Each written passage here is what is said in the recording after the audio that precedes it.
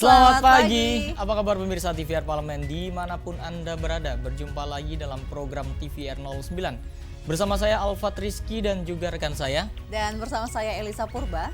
Pemirsa, seperti biasa dalam 30 menit ke depan tentunya kami akan menyajikan kepada Anda sejumlah berita nasional. Khususnya dari sudut pandang DPR RI sebagai referensi Anda untuk memahami dinamika politik, hukum, ekonomi, sosial, dan budaya di Indonesia. Pemirsa TVR Parlemen, inilah TVR 09 selengkapnya.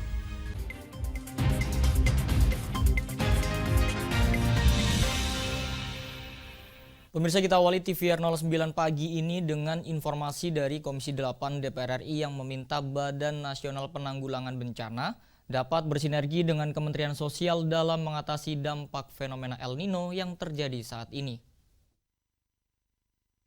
Data BMKG menyatakan 63% wilayah Indonesia memasuki musim kemarau dan terdampak El Nino. Komisi 8 DPR RI meminta pemerintah segera mengatasi kekeringan dan memastikan ketersediaan kebutuhan pokok bagi masyarakat yang terdampak.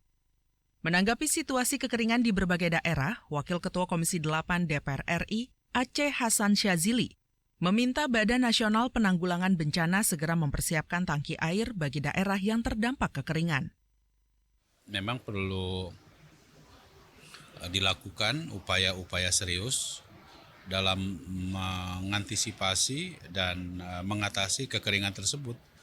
Misalnya saya kira perlu dipersiapkan tangki-tangki air yang dibutuhkan oleh masyarakat setidaknya untuk pemenuhan kebutuhan dasar untuk kepentingan air minum dan kepentingan memasak ya.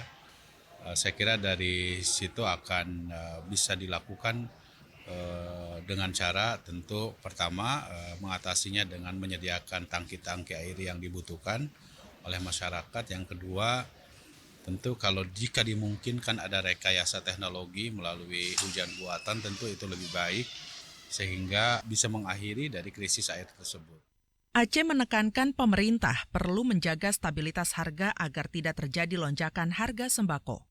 Menurutnya, Kementerian Sosial dapat mengidentifikasi daerah serta masyarakat yang terdampak kekeringan agar pemberian bantuan sosial bagi masyarakat lebih tepat sasaran. Aditya dan Syamsul, TVR Parlemen, melaporkan. Kita beralih ke informasi dari Badan Legislasi DPR RI yang berharap revisi Undang-Undang Kejaksaan dapat mengatur pembentukan Badan Pemulihan Aset yang dibutuhkan Kejaksaan dalam melakukan kegiatan penelusuran hingga pengembalian aset perolehan tindak pidana dan aset lainnya.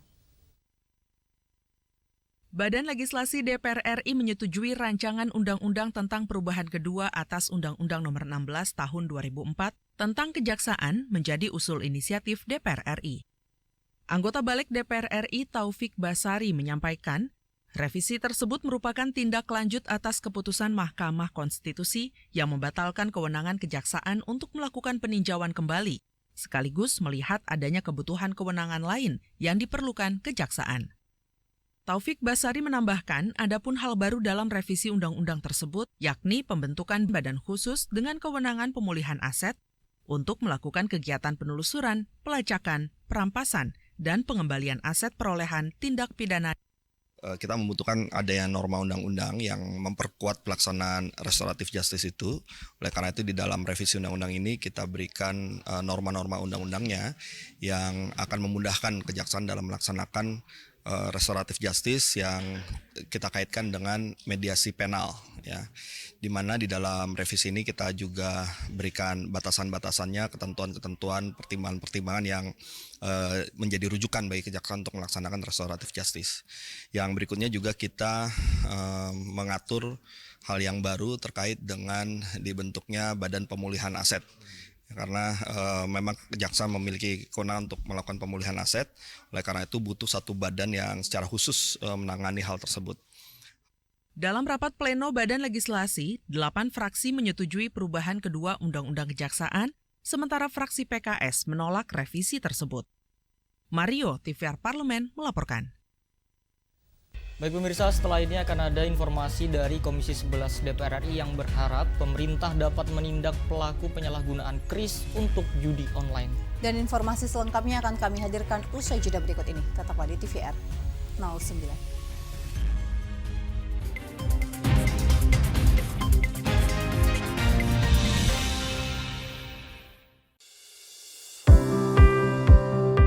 Mengenal tugas dan fungsi DPR RI. Dewan Perwakilan Rakyat atau DPR adalah lembaga negara yang mewakili aspirasi rakyat. Kehadiran DPR RI merupakan salah satu bukti bahwa Indonesia merupakan negara demokrasi. Sebagai salah satu lembaga perwakilan rakyat, apa saja tugas dan fungsi yang diemban DPR RI? Berdasarkan pasal 20A ayat 1 Undang-Undang Dasar 1945, DPR memiliki 3 fungsi, yakni fungsi legislasi, anggaran, dan pengawasan. Tugas dan wewenang DPR berbeda untuk setiap fungsinya. Yang pertama, fungsi legislasi. Menyusun program legislasi nasional atau prolegnas, menyusun dan membahas rancangan undang-undang, menerima rancangan undang-undang yang diajukan oleh DPD, membahas rancangan undang-undang yang diusulkan oleh Presiden ataupun DPD, menetapkan undang-undang bersama dengan Presiden, menyetujui atau tidak menyetujui peraturan pemerintah pengganti undang-undang yang diajukan oleh Presiden untuk ditetapkan menjadi undang-undang. Yang kedua, fungsi anggaran. Memberikan persetujuan atas rancangan undang-undang tentang APBN yang diajukan oleh Presiden. Memberikan persetujuan terhadap pemindahntanganan aset negara maupun terhadap perjanjian yang berdampak luas bagi kehidupan rakyat yang terkait dengan beban keuangan negara. Menindaklanjuti hasil pemeriksaan atas pengelolaan dan tanggung jawab keuangan negara yang disampaikan oleh BPK. Memperhatikan pertimbangan DPD atas rancangan undang-undang tentang APBN dan rancangan undang-undang terkait pajak, pendidikan, dan agama. Yang ketiga, fungsi pengawasan. Fungsi pengawasan, DPR bertugas melakukan pengawasan terhadap pelaksanaan undang-undang APBN dan kebijakan pemerintah, serta membahas dan menindaklanjuti hasil pengawasan yang disampaikan oleh DPD. Demikian penjelasan tentang tugas dan fungsi DPR menurut undang-undang. Informasi ini dipersembahkan oleh TV dan Radio Parlemen, Biro Pemberitaan Parlemen, dan Sekretariat Jenderal DPR RI.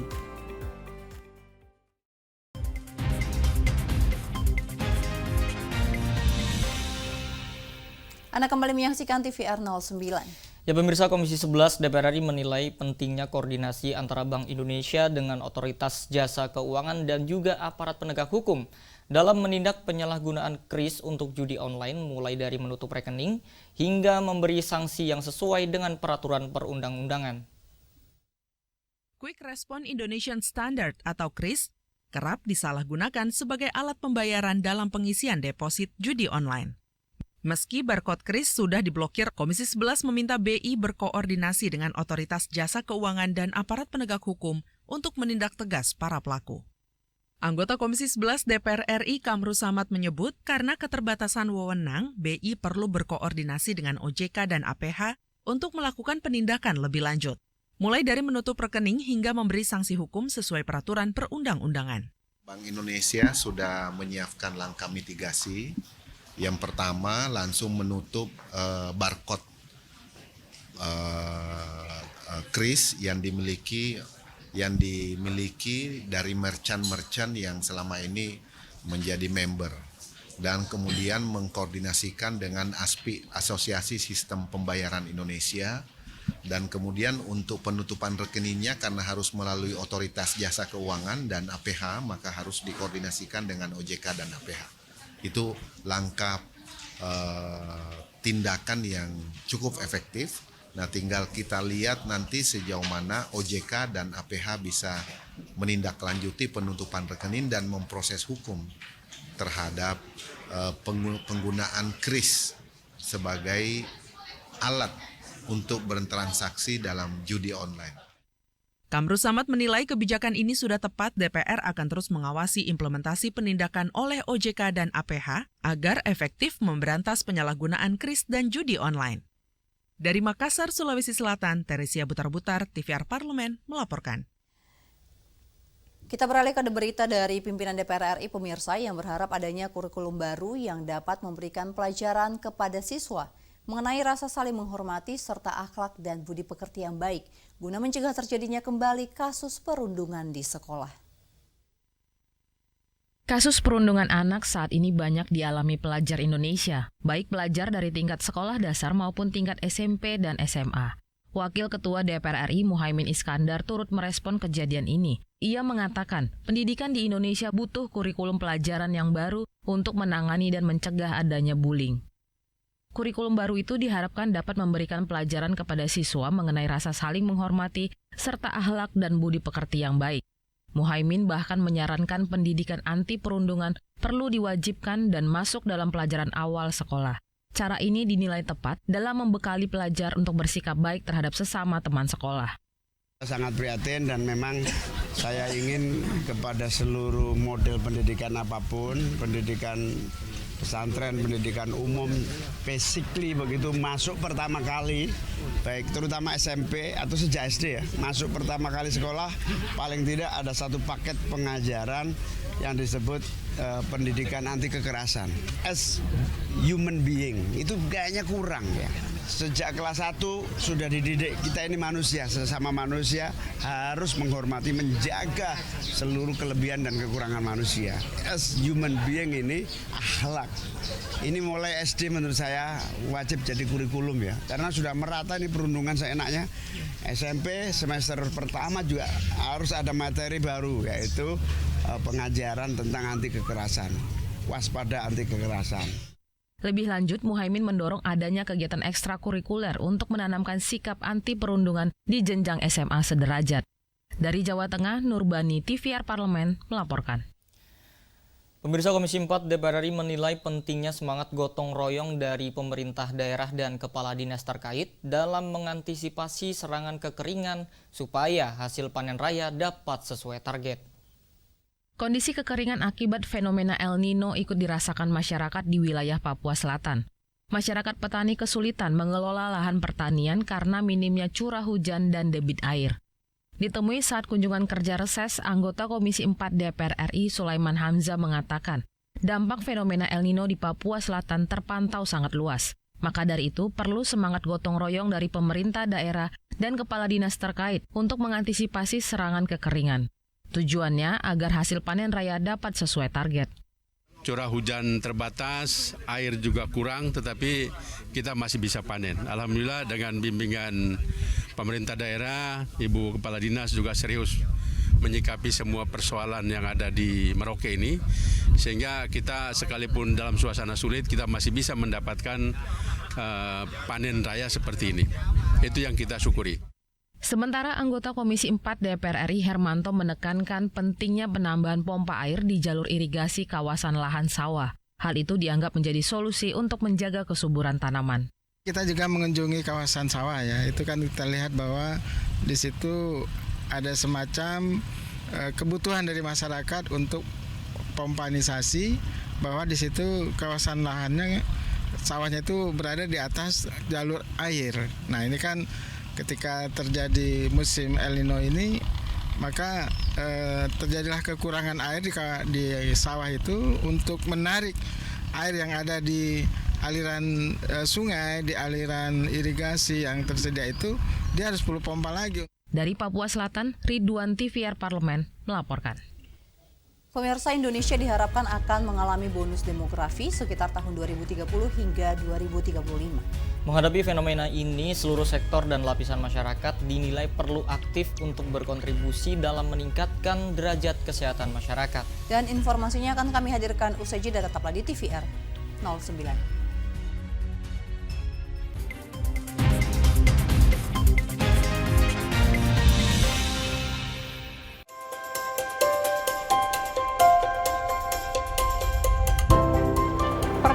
Dalam sejarah Indonesia, tahun 2024 kita mengadakan pemilu serentak, legislatif dan eksekutif baik di tingkat pusat maupun daerah.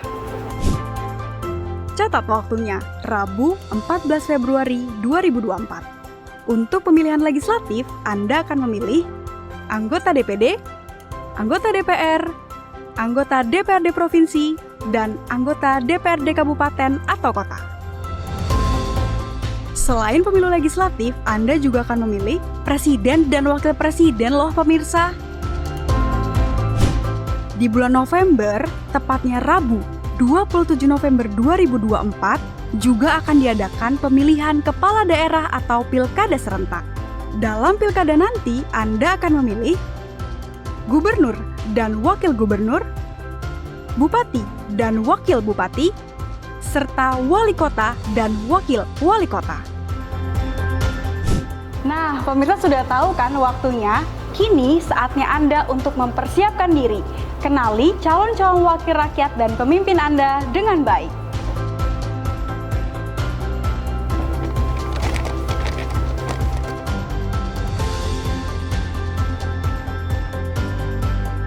Jangan sampai kesempatan untuk memilih calon wakil rakyat dan pemimpin Anda terlewat begitu saja.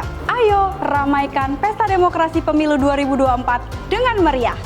Demi masa depan bangsa Indonesia.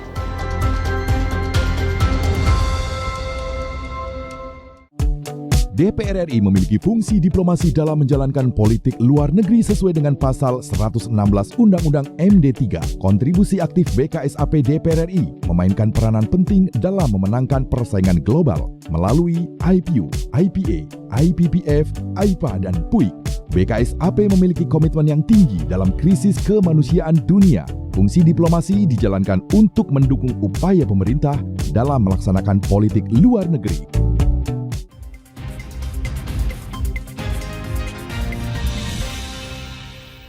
Terima kasih Anda masih bersama kami di TVR 09.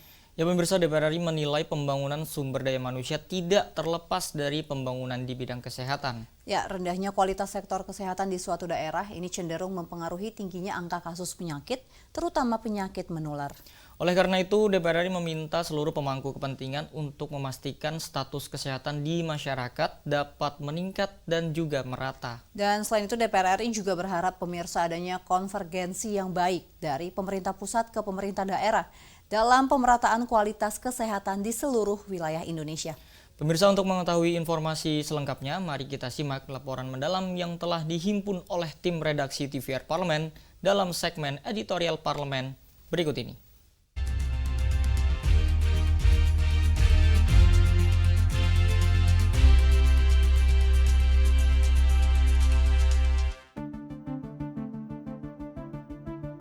Di tahun 2023, Indonesia akan mencapai puncak bonus demografi sebagai potensi untuk mencapai Indonesia emas pada tahun 2045 dengan prediksi usia produktif sekitar 68%. Capaian tersebut hanya bisa terrealisasi jika ditopang sumber daya manusia yang berkualitas dan berdaya saing.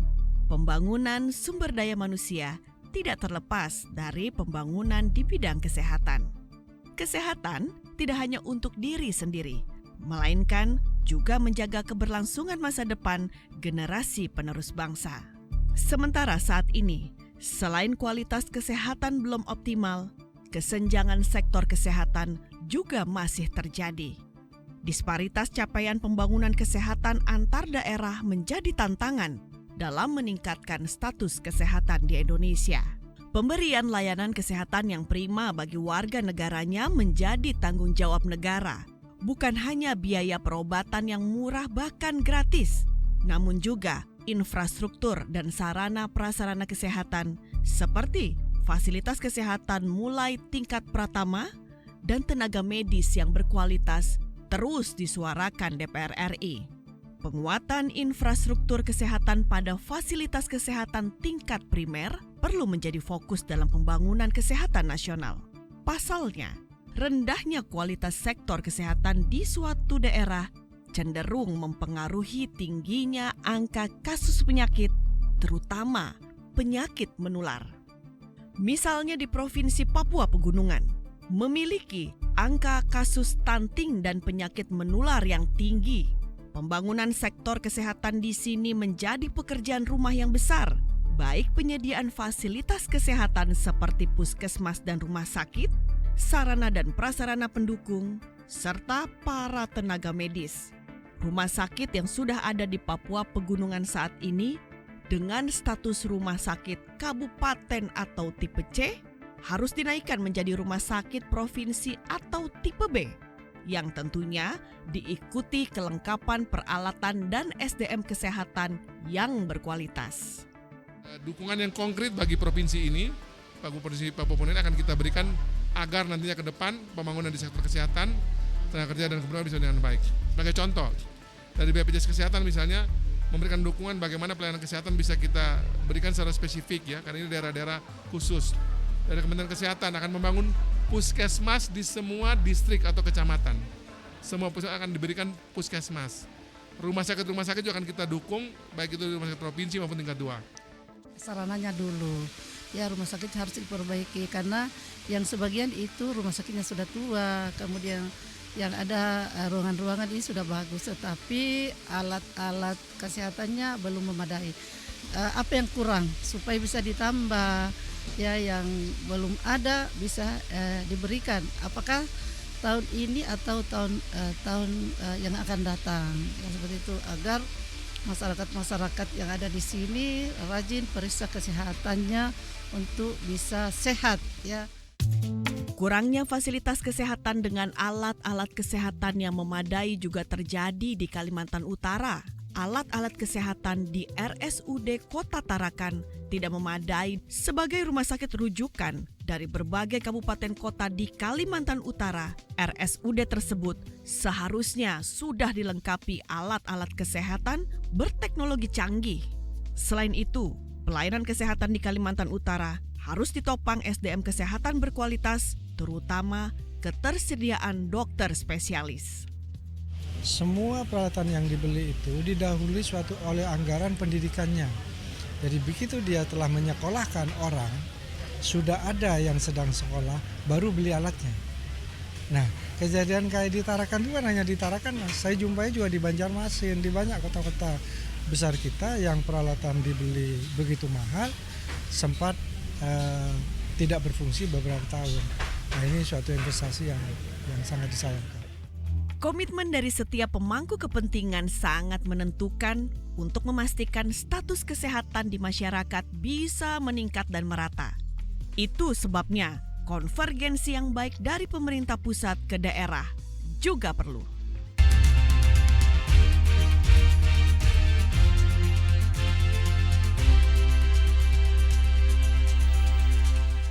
Ya, pemirsa juga Alfa, tentu kita sama-sama sepakat nih kalau misalnya kita berbicara soal Pulau Dewata Bali, ini sangat identik dengan budaya juga tradisinya yang unik.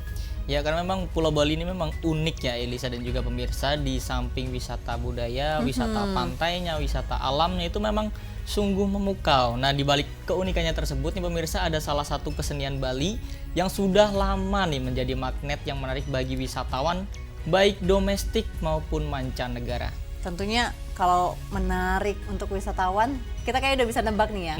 Nah, memang pemirsa, kami akan sampaikan kepada Anda mengenai eksotisme tari kecak. Nah, pasti pemirsa penasaran. Namun jangan kemana-mana, tetap di TVR 09.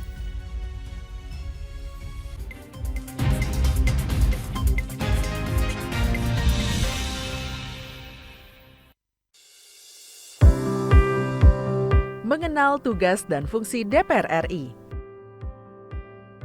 Dewan Perwakilan Rakyat atau DPR adalah lembaga negara yang mewakili aspirasi rakyat.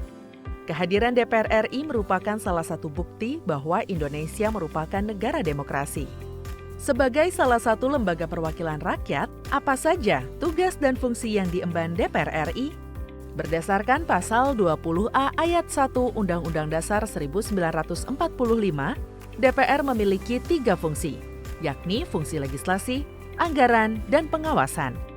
Tugas dan wewenang DPR berbeda untuk setiap fungsinya. Yang pertama, fungsi legislasi.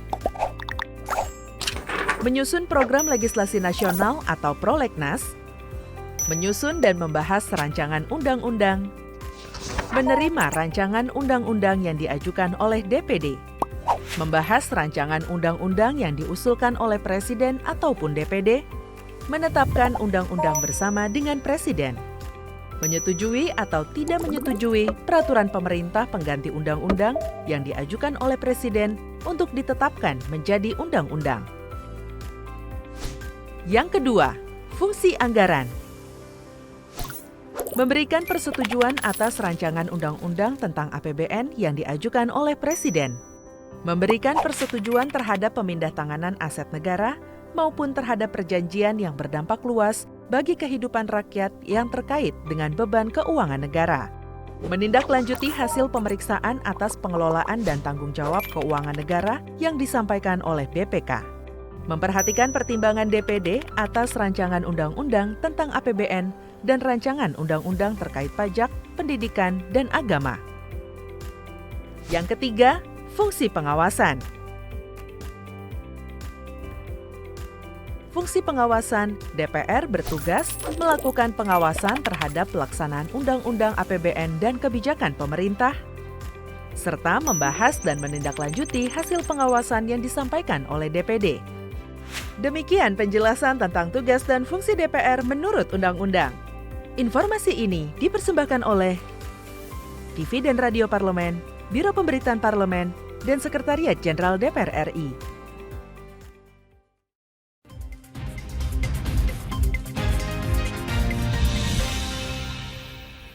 Anda kembali bersama kami di TVR 09.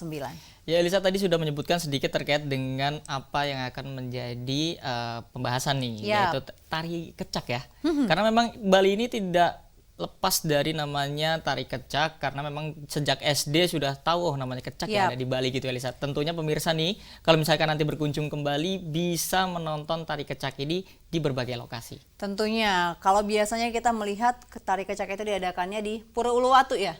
Nah, tapi kali ini tari kecak ini udah bisa kita saksikan di Pantai Melasti, Alfat. Jadi kalau misalnya baru ya? Baru. Jadi kalau misalnya kita mau melihat suasana magis dari mulai matahari peralihan terbenam dengan adanya tari kecak, wah menarik sekali untuk saksikan tentunya. Nah, kali ini kami akan membahas terkait dengan juga sejarahnya nih. Tarian ini juga merupakan tarian sakral yang biasanya hanya dipentaskan di dalam pura saja nih, Elisa dan juga pemirsa. Namun, kini tari kecak mengalami perkembangan yang luar biasa. Dan akhirnya sudah dikenal luas oleh seluruh dunia. Tentunya ini membanggakan untuk Indonesia. Nah, bagi pemirsa yang ingin menyaksikan langsung tari tradisional ini, tentunya dapat mengunjungi beberapa tempat terbaiknya di Bali ya, karena masing-masing tempat ini memiliki keunikan tersendiri. Tanpa berlama-lama lagi nih pemirsa, mari kita saksikan tayangan mengenai eksotisme tari kecak pada segmen Intips, informasi dan tips berikut ini.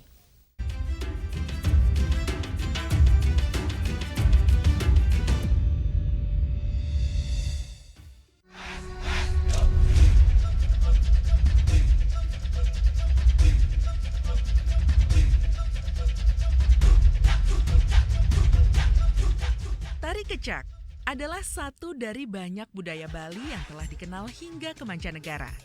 Berkali-kali ke Bali, menyaksikan kembali tari kecak tak mengenal kata bosan. Tarian unik yang hanya diiringi suara cak-cak-cak dan tanpa musik ini kini bisa kita nikmati di Pantai Melasti. Tapi ngomongin tari kecak, pemirsa udah tahu belum? Apa sih sebenarnya makna dan fakta menarik dari tari kecak? Tari kecak terinspirasi dari tari sakral Sanghyang yang menampilkan komunikasi spiritual masyarakat dengan dewa atau leluhur. Tahun 1930-an mulailah disisipkan epos Ramayana dan muncullah tari kecak. Singkatnya, kisah Ramayana menceritakan kisah cinta antara seorang raja bernama Sang Ramadewa yang berusaha menyelamatkan permaisurinya Dewi Sita yang diculik oleh raja raksasa jahat bernama Rahwana. Dalam proses menyelamatkan permaisuri, Sang Rama ditemani oleh adiknya bernama Laksmana dan dibantu oleh kera putih Hanuman.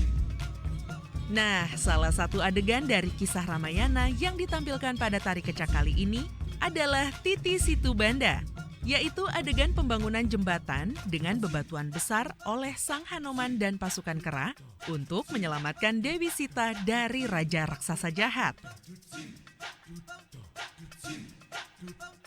Jadi ketika kita menonton tari kecak, kita bukan hanya menikmati tariannya saja pemirsa, tapi juga ada adegan kisah rakyat yang diceritakan di dalamnya. Sebelum memulai pertunjukan, biasanya penonton akan diberikan selebaran berisikan gambaran cerita yang akan ditampilkan.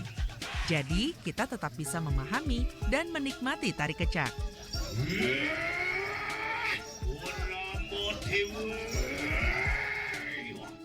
Fakta menarik lainnya nih dari tari kecak. Pemirsa menyadari nggak sih kalau penari di dalam tari kecak itu seluruhnya adalah laki-laki? Umumnya berjumlah 50 hingga 100 orang pria bertelanjang dada, duduk melingkar dan menyanyikan suara cak secara berulang-ulang sambil mengangkat tangan.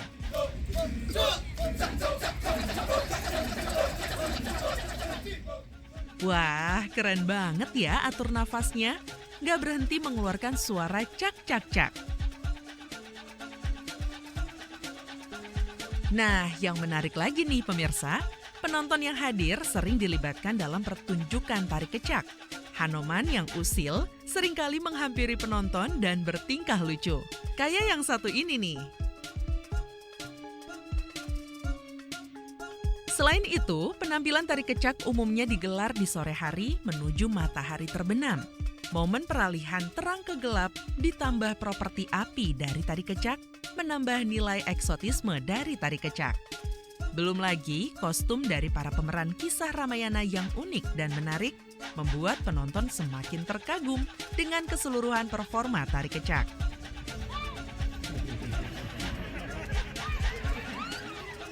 Sangat seru sekali, sangat seru. Ini dihadiri kurang lebih hampir 1.000 orang yang telah hadir yang tadi sini. Sangat luar biasa, begitu ramainya dan begitu serunya lah. Dan mereka sangat bergembira, sangat terkesan dengan acara yang telah disajikan.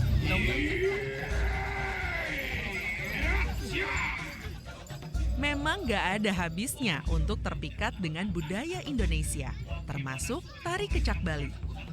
Kalau pemirsa berkunjung ke Bali, jangan lupa untuk menikmati tari tradisional ini ya. Dipastikan setelah menonton, semua akan turut berdecak kagum.